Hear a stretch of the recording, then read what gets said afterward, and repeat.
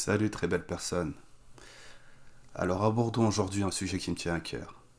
Oh combien important, surtout de nos jours, en 2021, le sujet de nos libertés dans nos sociétés. Sociétés qui découlent en fait de ce monde d'après-guerre, de cette guerre massive et mondiale qui s'est déroulée en deux parties de 1914 à 1945, bien sûr. Et durant cette guerre, en août 1941, se sont rencontrés et ont signé le président des États-Unis d'Amérique et le représentant du gouvernement de Sa Majesté du Royaume-Uni. Ils se nommaient tous deux Roosevelt et Churchill du côté anglais du Royaume-Uni.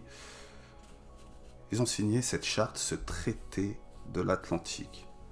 Et ce traité, dans ses grandes lignes, il voulait inspirer le monde en fait et communiquer certains principes communs de la politique de leurs pays respectifs.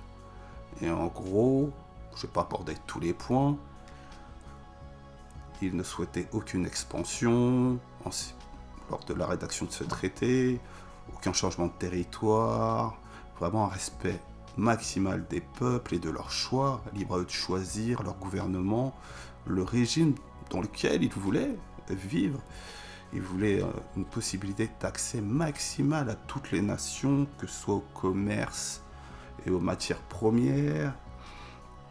Tout ça était pétri de bonnes intentions et on voit bien que il y avait deux camps qui s'opposaient en fait à cette époque, le côté allemand et japonais et le côté représenté par les anglo-saxons. Donc qui était plutôt pour la liberté de l'être humain, vraiment la liberté individuelle et tout ce qui s'ensuit. Et je vous dis ça parce que Franklin D. Roosevelt, en fait, au début des années 41, le 6 janvier, il a énuméré et il souhaitait 4 libertés essentielles. Et la première de ces libertés était la liberté de parole et d'expression partout dans le monde. Et ça, c'est vraiment à mettre en relation avec ce qui se passe aujourd'hui, évidemment. Donc, première de ces libertés, liberté de parole et d'expression partout dans le monde. La deuxième est la liberté de chacun d'adorer Dieu à sa manière partout dans le monde. La troisième est l'affranchissement du besoin. Ça signifie évidemment une entente économique qui assurera à toute nation pour tous ses habitants une vie saine et dans la paix, et ce partout dans le monde. Et la quatrième et dernière de ces libertés fondamentales qu'il souhaitait voir accomplie, c'est l'affranchissement de la peur. C'est très important, l'affranchissement de la peur.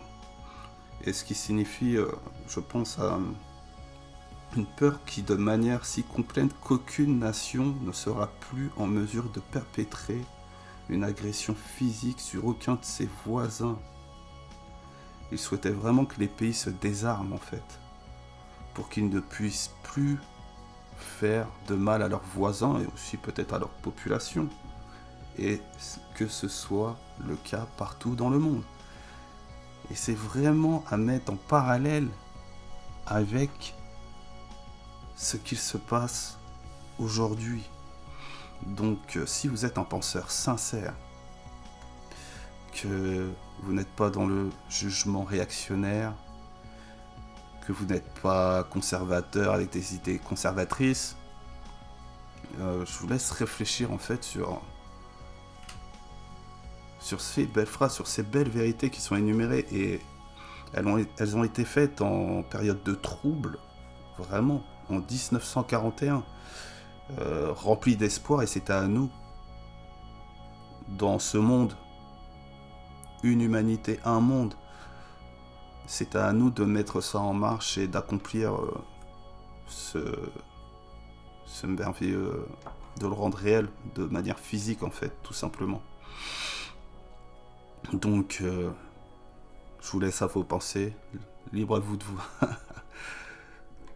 Voyez si c'est un échec si c'est un succès.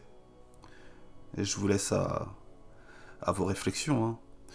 Mais une chose est sûre, la réponse est en nous-mêmes. Ne cherchez pas à la trouver en quelqu'un d'autre. La réponse et les solutions se trouvent en nous-mêmes.